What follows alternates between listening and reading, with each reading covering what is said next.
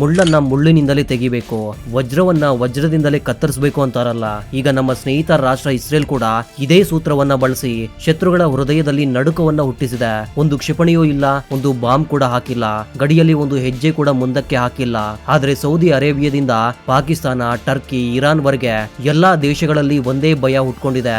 ಈ ಏಟಿಗೆ ಪಾಕಿಸ್ತಾನಕ್ಕೂ ಟರ್ಕಿಗೂ ಒಂದು ದೊಡ್ಡ ಶಾಕ್ ಅಂದ್ರೆ ನಂಬಿ. ಡಿಸೆಂಬರ್ 26, 2025 ಪ್ರಪಂಚವೇ ಆಶ್ಚರ್ಯಚಕಿತವಾಗುವಂತೆ ಒಂದು ಘಟನೆ ನಡೆಯಿತು. ಅದೇನು, ಅದರಿಂದ ನಮ್ಮ ಭಾರತ ದೇಶಕ್ಕೆ ಎಷ್ಟು ಲಾಭವಾಗಲಿದೆ, ಇದರ ಹಿಂದಿನ ನಿಜವಾದ ರಾಜಕೀಯ ಏನು ಎಂಬುದನ್ನ ಸ್ಪಷ್ಟವಾಗಿ ತಿಳಿದುಕೊಳ್ಳೋಣ. ವಿಷಯಕ್ಕೆ ಹೋಗುವ ಮೊದಲು ನೀವಿನ್ನೂ ನಮ್ಮ ಚಾನಲ್ಗೆ ಸಬ್ಸ್ಕ್ರೈಬ್ ಮಾಡದೇ ಇದ್ರೆ ತಕ್ಷಣವೇ ಸಬ್ಸ್ಕ್ರೈಬ್ ಮಾಡ್ಕೊಳ್ಳಿ. ಈ ಮಾಸ್ಟರ್ ಸ್ಟ್ರೋಕ್ ಬಗ್ಗೆ ನಿಮ್ಮ ಅಭಿಪ್ರಾಯ ಏನು ಎಂಬುದನ್ನ ಕಾಮೆಂಟ್ ಸೆಕ್ಷನ್ ಅಲ್ಲಿ ಬರೆದು ತಿಳಿಸಿ. ಅಷ್ಟಕ್ಕೂ ವಿಷಯ ಏನಂದ್ರೆ, ಇಸ್ರೇಲ್ ಸೋಮಾಲಿಲ್ಯಾಂಡ್ ಎಂಬ ಪ್ರದೇಶವನ್ನ ಅಧಿಕೃತವಾಗಿ ಸ್ವತಂತ್ರ ರಾಷ್ಟ್ರವೆಂದು ಗುರುತಿಸಿದೆ. ಮೇಲ್ನೋಟಕ್ಕೆ ಇದು ಸಣ್ಣ ರಾಜಕೀಯ ಸುದ್ದಿಯಂತೆ ಕಾಣಬಹುದು, ಆದ್ರೆ ಇದರ ಹಿಂದಿನ ಯೋಜನೆಯು ಒಂದು ಅಣುಬಾಂಬ್ಗಿಂತಲೂ ಶಕ್ತಿಶಾಲಿ ಎಂದು ಹೇಳಬೇಕು. ಈ ಸುದ್ದಿ ಹೊರಬಂದ ತಕ್ಷಣ ಆರ್ಗನೈಸೇಷನ್ ಆಫ್ ಇಸ್ಲಾಮಿಕ್ ಕೋಆಪರೇಷನ್ ಅಂದ್ರೆ OIC ಕೇಂದ್ರ ಕಚೇರಿಯಲ್ಲಿ ದೊಡ್ಡ ಭೂಕಂಪವೇ ಬಂದಂಗಾಯ್ತು. ಒಂದಲ್ಲ ಎರಡಲ್ಲ, ನೇರವಾಗಿ 21 ಮುಸ್ಲಿಂ ದೇಶಗಳ ವಿದೇಶಾಂಗ ಸಚಿವರು ರಾತ್ರೋರಾತ್ರಿ ತುರ್ತು ಸಭೆಯನ್ನ ಕರೆದು ಒಂದು ಜಂಟಿ ಹೇಳಿಕೆ ಬಿಡುಗಡೆ ಮಾಡಬೇಕಾಯ್ತು. ಅಷ್ಟಕ್ಕೂ ಒಬ್ಬರಿಗೊಬ್ಬರು ಇಷ್ಟವಿಲ್ಲದ ದೇಶಗಳು ಕೂಡ ಇಸ್ರೇಲ್ನ ಏಟಿಗೆ ಒಟ್ಟಾಗಿ ನಿಂತವು ಅಂದ್ರೆ ಪರಿಸ್ಥಿತಿ ಎಷ್ಟು ಗಂಭೀರವಾಗಿದೆಯೋ ನೀವೇ ಅರ್ಥ ಮಾಡ್ಕೊಳ್ಳಿ. Jordan, Egypt, Iran, Iraq, Qatar, Saudi Arabia, ಕೊನೆಗೆ ನಮ್ಮ ಪಕ್ಕದಲ್ಲಿರುವ ತಿನ್ನೋದಕ್ಕೆ ಆಹಾರವಿಲ್ಲದೆ ಇದ್ರು ರಾಜಕೀಯ ಮಾತನಾಡುವ ಪಾಕಿಸ್ತಾನ ಕೂಡ ಇದರಲ್ಲಿ ಧ್ವನಿಯನ್ನ ಸೇರಿಸಿದೆ. ಇವರೆಲ್ಲರ ದುಃಖ ಏನಂದ್ರೆ ಇದು ಅಂತಾರಾಷ್ಟ್ರೀಯ ನಿಯಮಗಳಿಗೆ ವಿರುದ್ಧವಾದದ್ದು. ಸೋಮಾಲಿಲ್ಯಾಂಡ್ ತುಂಡಾಗ್ತಿದೆ ಎಂಬುದು ಇವರ ಭಯವಲ್ಲ, ಏಕೆಂದ್ರೆ 1991ರಿಂದಲೇ ಸೋಮಾಲಿಲ್ಯಾಂಡ್ ಪ್ರತ್ಯೇಕ ಸ್ವಂತ ಸರ್ಕಾರ ನಡೆಸಿಕೊಂಡು ಬಂದಿದೆ. ಅವ್ರಿಗೆ ಸ್ವಂತ ಕರೆನ್ಸಿ ಇದೆ, ಸ್ವಂತ ಪಾಸ್ಪೋರ್ಟ್ ಇದೆ, ಸ್ವಂತ ಸೈನ್ಯ ಇದೆ. ಕಳೆದ 30 ವರ್ಷಗಳಿಂದ ಸೋಮಾಲಿಲ್ಯಾಂಡ್ ಪ್ರಪಂಚದ ಕಡೆಗೆ ನೋಡುತ್ತಾ ನಮ್ಮನ್ನು ಒಂದು ದೇಶವೆಂದು ಗುರುತಿಸಿ ಎಂದು ಕೂಗುತ್ತಿದೆ. ಆಗ ಈ ಮುಸ್ಲಿಂ ದೇಶಗಳು ಯಾರು ಕೂಡ ಅವ್ರ ಬಗ್ಗೆ ಯೋಚನೆ ಕೂಡ ಮಾಡಲಿಲ್ಲ, ಅವರ ಕಷ್ಟಗಳು ಇವರಿಗೆ ಕಾಣಲಿಲ್ಲ. ಆದ್ರೆ ಇಸ್ರೇಲ್ ಅವರನ್ನು ಗುರುತಿಸಿದ ತಕ್ಷಣ ಇದ್ದಕ್ಕಿದ್ದಂತೆ ಈ 21 ದೇಶಗಳಿಗೆ ಸೋಮಾಲಿಯಾ ಮೇಲೆ ಎಲ್ಲೂ ಇಲ್ಲದ ಪ್ರೀತಿ ಹುಟ್ಟಿಕೊಂಡಿತು. ಅಷ್ಟಕ್ಕೂ ಭಯ ಏನಂದ್ರೆ, ತಮ್ಮ ಮನೆ ಹಿಂಭಾಗದಲ್ಲಿ ಇಸ್ರೇಲ್ ಕಾಲಿಟ್ಟಿದೆ ಎಂಬುದು.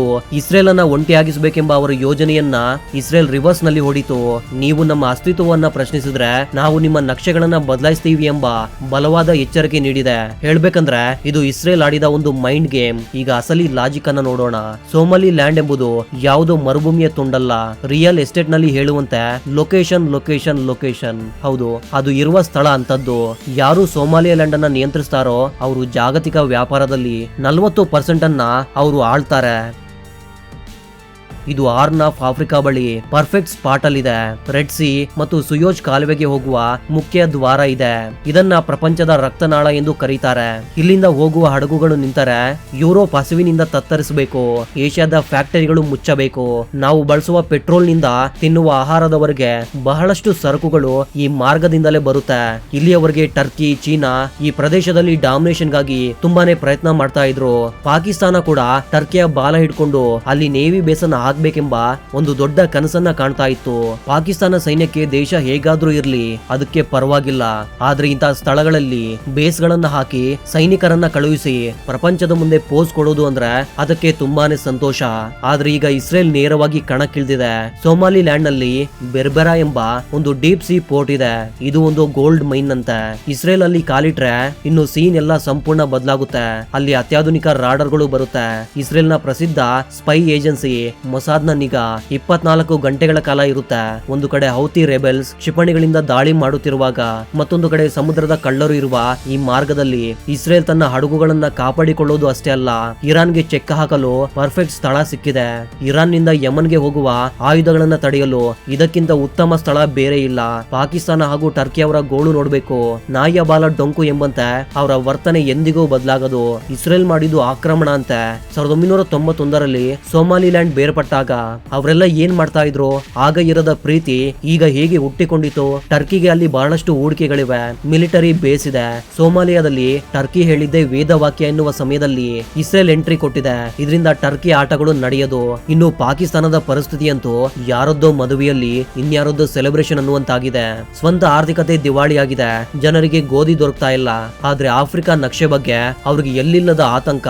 ಅವರ ಅಸಲಿ ಭಯ ಏನಂದ್ರೆ, ಇಂದು ಸೋಮಾಲಿಯಾ ಲ್ಯಾಂಡ್ ಅನ್ನ ಗುರುತಿಸುವುದು ಅಂದ್ರೆ ನಾಳೆ ಬಲೂಚಿಸ್ತಾನ್ ಕೂಡ ಇದೇ ಬೇಡಿಕೆ ಇಡಬಹುದು ಎಂಬುದು ಪಾಕಿಸ್ತಾನಕ್ಕೆ ನಡುಕ ಹುಟ್ಟಿಸ್ತಾ ಇದೆ. ನೀವು ಸೋಮಾಲಿಯಾದ ನಕ್ಷೆಯನ್ನ ಬದಲಾಯಿಸ್ತೀರಾ, ಹಾಗಿದ್ರೆ ನಾಳೆ ನಿಮ್ಮ ನಕ್ಷೆಗಳು ಕೂಡ ಬದಲಾಗಬಹುದು ಎಂಬುದನ್ನ ಇಸ್ರೇಲ್ ಪರೋಕ್ಷವಾಗಿ ಸಂಕೇತ ನೀಡಿದೆ. ಅದಕ್ಕೆ ಪಾಕಿಸ್ತಾನಕ್ಕೆ ನಿದ್ರೆ ಬರ್ತಿಲ್ಲ. ಈ ಎಲ್ಲಾ ಘಟನೆಯಲ್ಲಿ ನಮ್ಮ ಭಾರತ ದೇಶಕ್ಕೆ ಮಾತ್ರ ಬಂಪರ್ ಆಫರ್. ಶತ್ರುವಿನ ಶತ್ರು ಮಿತ್ರ ಎಂಬ ಹಳೆಯ ಗಾದೆ ಇಲ್ಲಿ ಪರ್ಫೆಕ್ಟ್ ಆಗಿ ಹೊಂದುತ್ತದೆ. ಕಾರ್ಗಿಲ್ ಯುದ್ಧದಿಂದ ಬಾಗಲ್ಕೋಟ್ ಏರ್ ಸ್ಟ್ರೈಕ್ ನವರೆಗೆ ಪ್ರತಿ ಬಾರಿಯೂ ನಮಗೆ ಬೆಂಬಲ ನೀಡಿದ ಇಸ್ರೇಲ್ ಈಗ ಸೋಮಾಲಿಲ್ಯಾಂಡ್ ನಲ್ಲಿ ಬಲಗೊಳ್ಳುವುದು ನಮಗೆ ತುಂಬಾನೇ ಒಳ್ಳೆಯದು. ಏಕೆಂದ್ರೆ ನಮ್ಮ ಭಾರತ ದೇಶದ ವ್ಯಾಪಾರಗಳಲ್ಲಿ ಬಹಳಷ್ಟು ಭಾಗ ಈ ರೆಡ್ ಸಿ ಮಾರ್ಗದಿಂದಲೇ ನಡೆಯುತ್ತೆ. ನಮ್ಮ ರಫ್ತು ಹಾಗೂ ಆಮದು ಸುರಕ್ಷಿತವಾಗಿ ಇರಬೇಕಂದ್ರೆ ಈ ಮಾರ್ಗ ಸುರಕ್ಷಿತವಾಗಿರಬೇಕು. ಕಳೆದ ಕೆಲವು ವರ್ಷಗಳಿಂದ ಕಾಶ್ಮೀರ ವಿಷಯದಲ್ಲಿ ಪಾಕಿಸ್ತಾನಕ್ಕೆ ಬೆಂಬಲ ನೀಡುತ್ತಾ ಟರ್ಕಿ ನಮ್ಮ ಮೇಲೆ ಅಂತಾರಾಷ್ಟ್ರೀಯ ಮಟ್ಟದಲ್ಲಿ ಒಂದು ಒಕ್ಕೂಟ ಕಟ್ಟಲು ಪ್ರಯತ್ನಿಸಿತು. ಎಲ್ಲೂ ಇಲ್ಲದ ದೇಶಗಳನ್ನ ಸೇರಿಸಿ ಭಾರತವನ್ನ ಕಾರ್ನರ್ ಮಾಡಲು ನೋಡಿದ್ರು. ಈಗ ಇಸ್ರೇಲ್ನ ಏಟಿಗೆ ಟರ್ಕಿ ತನ್ನ ಸ್ವಂತ ಸಮಸ್ಯೆಗಳಲ್ಲಿ ಬೀಳುತ್ತಿದೆ.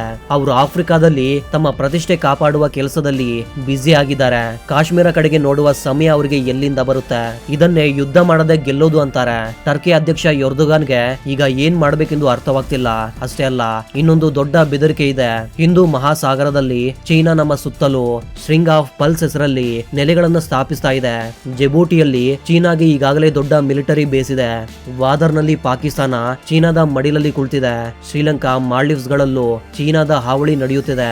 ಇಂತಹ ಸಮಯದಲ್ಲಿ ಅವರು ಕೌಂಟರ್ ಮಾಡಲು ನಮ್ಗೆ ಆಫ್ರಿಕಾದ ಕರಾವಳಿಯಲ್ಲಿ ಒಬ್ಬ ಬಲವಾದ ಸ್ನೇಹಿತ ಬೇಕು.